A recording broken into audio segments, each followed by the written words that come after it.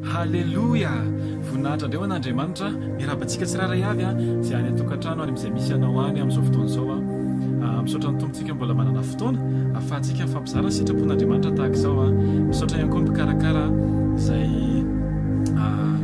mikarakara fotoana ahafahantsika mifandray sy mifampizara ten'Andriamanitra tahaka izao. Mialohan'ny hamakitsika ten'Andriamanitra dia manasanao manokana hanondrika alohanao hivavakitsika ilay sitrakao. Vavakitsika ary ry Andriamanitra rainay tsara indrindra, Andriamanitra be fitiavana sady be famindrampo, rainay amin'ny alalan'i Jesosy Kristy. Halleluja! Be voninahitra mandrakizay eo amin'ny fiainanay. Misaotra anao zany amin'ity fotoana izay mbola omenao anay ity indray, ahafahanay mampita ny sitraponao any anatin'ny fon'ny olona tsiraray avy. Misaotra anao zay satria ianao nefa nanendry an'ity fotoana ity efa hatramin'ny ela Andriamanitra, fa izay fotsiny androany manatanteraka ny sitraponao. Halleluja! Mankasitraka feno ny amin'ny tsiraray avy izay afaka mihaino sy maharaka an'izao fotoana izao Andriamanitra. Aoka ianao ny hanokatra ny fonay androany, aoka ny fanahy masinao no andena ny teny any anatin'ny fony tsiraray avy, ahafahan'izany mitombo ahafahanay mijoro voninahitra ny anaranao. Halleluja! Misaotra Tompo fa tena tsara indrindra ianao. Aoka ny teny Jehovah kinay Andriamanitra dia teny tena anisy akony ngeza be eo amin'ny fiainanay, ahafahanay manana fomba fijery tena ankasitrahanao mandrakariva Andriamanitra. Apetraka feno am-piaratananao koa ny tsiraray avy izay manaraka an'izao fotoana izao aoka tena andray ny sitraponao izahay ary tsy aheno akoatran'izay sitraponao irery ihany. Ny fanainao masina anao ka hiteny eto androany, ary aoka tsy hisy teny akoatran'izay sitraponao Andriamanitra, akoatran'izay fandaharanao. Aoka angina avokoa izay tsy sitraponao Andriamanitra, fa aoka ny teny avy any aminao no hivantana any am-pony tsiraray avy. Amboary zahay dia hovay hifanaraka amin'ny sitraponao ny andavanandronay sy ny fiainanay mihitsy Jesosy amin'ny anaranao Andriamanitra ray nanaovako izany vavaka izany. Amen. Amen. Ny ten'Andriamanitra izay indramitsika androany dia ao amin'ny filazantsara Matio. Ten'Andriamanitra izay indramitsika androany dia ao amin'ny filazantsara Matio. Asaiko ianao raha sitrakao haka ny baibolinao manokana dia hanokatra ao amin'ny filazantsara Matio toko 7. Filazantsara Matio toko 7 ny 7:70 no andeha hojerentsika miaraka androany akatsika niafatra afahantsika miorina tsara ho voninahitran'Andriamanitra. Sokafo ny baibolinao raha sitrakao. Filazantsara Matio toko 7 ny 7:70 ny novakiko aminao ny anaran'i Jesoa Kristy izay mivako toy izao: ary injao nisy feo avy tany an-danitra nanao hoe, ity no zanako malalako izay sitrako. Ny ten'Andriamanitra hoe ity ny zanako malalako izay sitrako. Halleluja! Raha mandinika tsara ny ten'Andriamanitra itsika dia misy zavatra tsara taditsika ao, fa mialohany nanaovan'i Jesosy Kristy ny asam-pahagagana rehetra sy ny fitoriana izay voarakitra ao anatin'ny baibolitsika tsiraray avy no nilatsaka ny teny avy any an-danitra izay nilaza fa ankasitrahan'Andriamanitra i Jesosy Kristy. Makaga matetika tsika aorinan'ny asa foana vao mitady fankasitrahana. Matetika tsika aorinan'ny fitoritena, aorinan'ny asa fanompona, firana na ohatran'izany dia mieritreritsika hoe ankasitrahan'Andriamanitra ve zany zao eny?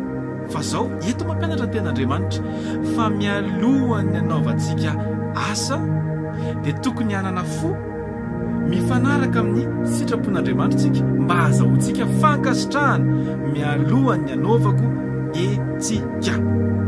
Azadiny fa nitoetry ny fonao mialohan'ny anaovanao asa fanompona anankiray no mamaritra ny kalitaony ny asa fanompony, ary indrindra ny vokatra tsy hita maso dia azo antoka ao ambadiky ny fananako toe-po faran'izay tsara ho an'Andriamanitra, toe-po mifanaraka amin'izay zavatra andrasan'Andriamanitra amiko manokana.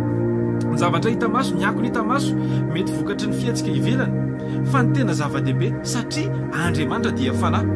Dia zao ny tena zava-dehibe voalohany indrindra amin'Andriamanitra dia ny fanahinao mihoatra noho ny zavatra ivelany. Inona tiako atongava anatin'izany? Rehefa anao asa fanompona zany tsika na anao fanompona amin'ny ankapobeny na hira fiderana no ohatran'izany, ataovy azo antoka fa ankasitrahan'Andriamanitra ianao. Ahoana ny atonga ho ankasitrahan'Andriamanitra?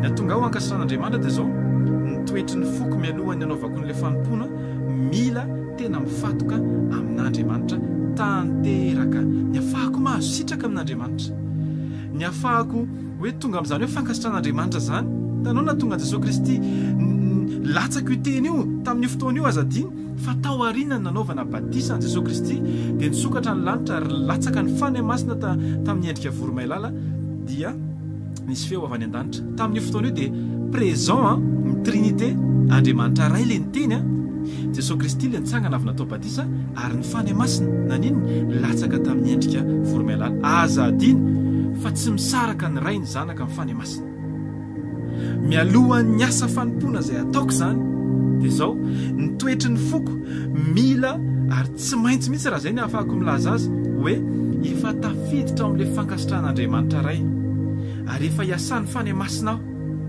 ary mandeha araka ny sitrapon'i Jesosy Kristy aho. Alleloia. Izy namaky ny lalako, Jesosy Kristy namaky ny lalako dia manana antoka be amin'ny fahombiazana amin'ny ao aoriana rehetra. Amen. Zereo tsara ny ndao tsika dinika ten'Andriamanitra ao amin'ny filazantsara amin'ny Matio ihany filazantsara amin'ny Matio filazantsara amin'ny Matio toko fa 9:20 filazantsara amin'ny Matio toko fa 9:20 Matio 16:22-23 vakiko aminao amin'ny anaran'i Jesosy. Tantaran'i Petera izy ity vao nanontany Jesosy Kristy tao alohan'ity hoe iza moa za nanontany tampianatra iza moa za raha fihevitry ny olona dia misy miteny hoe Eli, misy miteny hoe mpaminany samy mana filazana fa Petera rery no navita nandray an'ilay fanambarana avy amin'Andriamanitra hoe Kristy i Jesosy Kristy hoe ilay zanak'Andriamanitra avy eny Jesosy Kristy izay tiako atongavana azonao nahazo révélation zany Petera tamin'ny fotoana iny ao fa zao ao amin'ny 2:20 sy 7:20 tiako ifatoantsika tsara mihitsy tenin'Andriamanitra ity na vao avy nahazo révélation ary Petera dia nisy zavatra nitranga tao amin'ny anaran'i Jesosy Kristy na 2:20 ary Petera nanohina azy hitanila kely ka niteny mafy azy hoe jereo tsara mihitsy rehefa nahazo révélation Petera teo tsika vao naino an'izany hoe Petera niteny mafy an'i Jesosy Kristy indraindray ny fampiasan'Andriamanitra atsika raha vohatra ka tsy vonona tsara ny fotsika dia lasa mametraka atsika ho manana fahefana ambony miteny an Jesosy Kristy. Azonao ve zany lasa miova le temponao tamin'ny voaloha Petera mety anisan'ilay mipetrapetraka mangingina manaiky ho ahitsy fa rehefa nahazo révélation indray mandeha na hoe nampiasainy indray mandeha dia tady ametraka ny tenany ho afaka miteny mafy an Jesosy Kristy tandremy tsara mihitsiny fa tsy ny fampiasan'Andriamanitra anao dia tsy midika fa manana fahafahany ianao ametraka ny tenanao eto amin'ny toerana ambony afaka mijery sy ny fiainan'ny olona hafa ara-panahy afaka mitsaratsara ny olona hafa ara-panahy fa zao ny fahalalanao dia hoentina midina ambany azonao Jesosy Kristy ny nananao fahalalana rehetra fa nefa tsy nanakana anazy nidina ambany raha mamaky an'le ao amin'le Matio toko 7 tsika dia zao Jona tsy nentina nanao batisa an'i Jesosy Kristy fa hozy Jona hoe zany tokony atao batisa fa tsy ianao dia Jesosy niteny mihitsy ataovy ihany aloha hitanao na Jona nafantatra amin'ny valeuran'i Jesosy fa Jesosy nanapa-kevitra ny hidina ambany mba hatanteraka ny sitrapon'Andriamanitra misy sitrapon'Andriamanitra tsy afaka no tanteraka amin'ny fiainanao raha tsy manana toe-po mahay midina faran'izay ambany ianao zany hoe manetry tena ary io zavatra io tsy afaka mitanao an'Andriamanitra ny olona mety afaka hitenenanao manetry tena midina ambany sy ny sisa fa zao Andriamanitra mahita ny atilaliny fotsika tsiraray avy raha vao saritsary-pidinana sy saritsary-panetretena no ataonao dia tsy maintsy miseho io na ho ela na ho aingana le tena ao anatinao hitanao rehefa miha-manakaiky an'Andriamanitra ianao Andriamanitra dia fahazavana hoy Jesosy Kristy any amin'ny filazantsara ny Jona toko 9 fahazavana izy rehefa manatona fahazavana zany hoe dia mihita ny loto tsiraray avy dia tahaka izany koa tandremy mihitsiny tsy afaka mametraka ny tenantsika eo ambony noho ny afitsika raha ampiasain'Andriamanitra fa zao rehefa matsapy ianao fa tena tianao Andriamanitra dia ny fitiavan'Andriamanitra iny rehefa miampaka aminao zarao amin'ny hafa koa ilay fitiavana tsy ampahasiahana ny hanom-pona fa ampitiavana mandrakariva mba ho tonga ankasitrahan'Andriamanitra zao sy anao ao amin'ilay firenena vakiana le Matio toko fa 9:20 teo amin'ny anaran'i Jesosy Kristy izay milaza hoe ary Petera nanohina azy hitanila kely ka niteny mafy azy hoe sanatria aminao zany satria Jesosy tao aloha tao dia niteny hoe ho faty homboana sy ny sisa sanatria aminao zany tompoko tsy ho aminao tokoa izany dia jereo ny falim-panontanian'i Jesosy Kristy eto jereo raha amin'ny maha-olombelona dia ohatrany hoe mety ny nataon'i Petera miaro izy Jesosy Kristy kosa ve dia tsy arova mety ndraindraytsika mety miteny hoe raha za kosa aloha ny teo tena tsisy nanaiky an'izany azonao fa zao fihevitry ny nofo zay fa le fihevitry ny fanahy tian'Andriamanitra marina ato anatiko sy ao anatinao 7:20 fa Jesosy niodina kely ka niteny tamin'i Petera hoe makanesa toy voako ry Satana fa tafitohinana amiko ianao satria tsy misaina izay an'Andriamanitra ianao fa misaina izay any olona. Tsy misaina izay an'Andriamanitra fa misaina izay any olona. Amin'ny fotoana anankiray rehefa mametraka ny intereanao ambony kokoa no ny interean'Andriamanitra ianao dia mitovy amin'ny Petera tamin'ity fotoana ity satria nahoana tsy misaina izay an'Andriamanitra fa misaina izay any olona. Rehefa mihira ianao, rehefa mitoriteny ianao, rehefa mitendry ianao tadio tsara fa raha mbola misaina izay ho anao ianao mba hahafahanao mahazo laza sy ho fantatry ny olona dia amin'izay fotoana izay tsy tafiditra anatin'ny fankasitrahan'Andriamanitra ianao fa lasa manafotoana an'Andriamanitra ianao. Hitanao Jesosy Kristy teto vokatry ny nofo any na tonga Petera hoe hiaro anazy azonao vokatry ny nofo.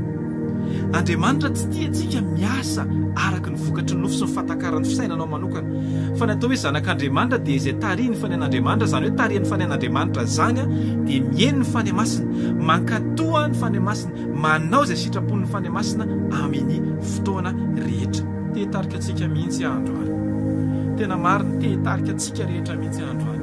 Aza manao hetsika anankiray raha tsy ny fany masina no miteny anao hoe ataovy ilay izy. Tsy izay hevitra tsara rehetra no avy amin'Andriamanitra fa ny hevitr'Andriamanitra kosa nefa azo antoka fa tsara mandrakariva. Ary ny ahafahanao manavaka an'izay dia izao eny amin'ny fiafaran'lay zavatra nataonao no ahitanao hoe Andriamanitra ny tompo-kevitra voaloha. Hitanao rehefa manao asa fanompontsika dia ny tanjontsika dia izao hoe ho ankasitrahan'Andriamanitra izany. Izany hoe ankasitrahana izany dia izao ho tafiditra amin'ny fotoana farany. Amin'ny fotoana izay hiviany Jesosy dia anisan'ny voantso izay ilay ankasitrahana. Andriamanitra tsy miantso izay tsy ankasitrahana izany. Androantsika dia mila mizatra izany mandeha araka ny sitrapon'Andriamanitra ho tonga ankasitrahan'Andriamanitra mandrakariva. Ndao tsika hijery amin'ny filazantsara Luka toko fafito Alleluia. Filazantsara Luka toko fafito asaiko foana ianao anokatra amin'ny Baiboly sitraka ao tsy afaka ny hamaky an'ilay ten'Andriamanitra hatramin'ny voalokatra amin'ny farantsika. Filazantsara Luka toko fafito andininy fa enina amby telopolo ka hatramin'ny fadimapolo. Misy tantara anankiray manokana ao mombana vehivavy mpanota. Zavatra nitranga dia izao rehefa fantatra ilay vehivavy mpanota fa tao an-tranon'ny fariseo Jesosy dia niditra izy. Jereo tsara mihitsy fa nankasitrahan'i Jesosy ity vehivavy ity nampanota satria nahoana tsy nitandro ny enatra teo anatrehan'ny olona intsony izy fa tonga dia niditra nandohalika teo amin'i Jesosy dia ny fafany tamin'ny volondohany ny tonga Jesosy tamin'ny ranomasina dia aviona sy ny menaka. Azonao eo anatrehan'ny olona rehetra, eo anatrehan'ny olona mahafantatra ny faiblesse-ny rehetra sy ny fahotany rehetra dia izao tsy navita nijery sy ny eritreritra ny fomba fisainan'ny olona intsony izy. Ary ny tena marina tsy navita ny eritreritra ny hoe enatra ao anatin'ny intsony izy fa zava-dehibe amin'ny loatra ny fanatrihan'i Jesosy teo dia tsy navelan'izy zavatra hafa ny sitona amin'ny fisainany sy ny fony fa nifantoka tamin'i Jesosy izy dia nankasitrahan'i Jesosy. Raha mamaky ny ten'Andriamanitra ianao dia izay ny zavatra nitranga dia te-hitarika anao koa androany raha tianao manokana ny hoe ho ankasitrahan'Andriamanitra izany dia izao aza mandeha araka ny nofo fa mandehana araka ny fanahy, aza manao zavatra izay filan'ny nofo fa mandehana araka ny fitarian'ny fany masina mandrakariva. Amin'ny anaran'i Jesosy izay ny tena sitrapon'Andriamanitra sy tena tian'Andriamanitra ho antsika tsirairay avy hoe taria ny fanahin'Andriamanitra tsika amin'ny fotoana rehetra.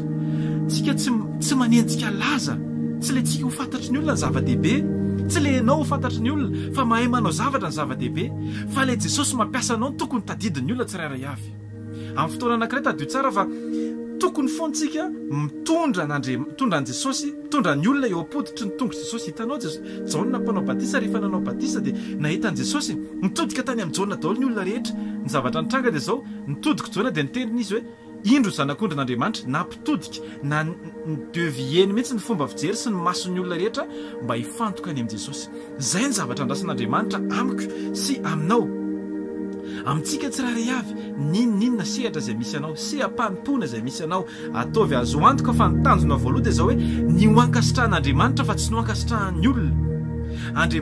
Andriamanitra dia rehefa mampiasa anao dia amin'ny fomba tsy takatry ny saina ary amin'ny fomba mahagaga foana mandrakariva ary tsy amin'ny hetsiky ny nofo fa amin'ny fitarian'ny fany masina amin'ny fotoana rehetra. Raha tena te ho zanaka ankasitrahana sy ankatoavina ianao dia za te-hitarika anao androany. Meteza ho tarian'ny fany masina, meteza ho tarian'ny fany masina fa afaka ny teny mihitsy Andriamanitra androany aminao hoe ianao ne zanako malalaka hoe izay sitrako indrindra. Ny anahy aloha dia nofinofiko tena atao anatiko ato Jesosy mahafantatra ny nofoko atao anatiko ato fa ny nofoko dia hoe niarehan'izany teny izany hoe teny amiko Andriamanitra hoe ankasitrahany aho tsy ny fomba fijerin'ny olona tsy ny hofantatry ny olona tsy ny hitan'ny olona tsy ny ampiseho talenta eo anatrehan'ny olona fa ny aneho an' Jesosy irery ihany.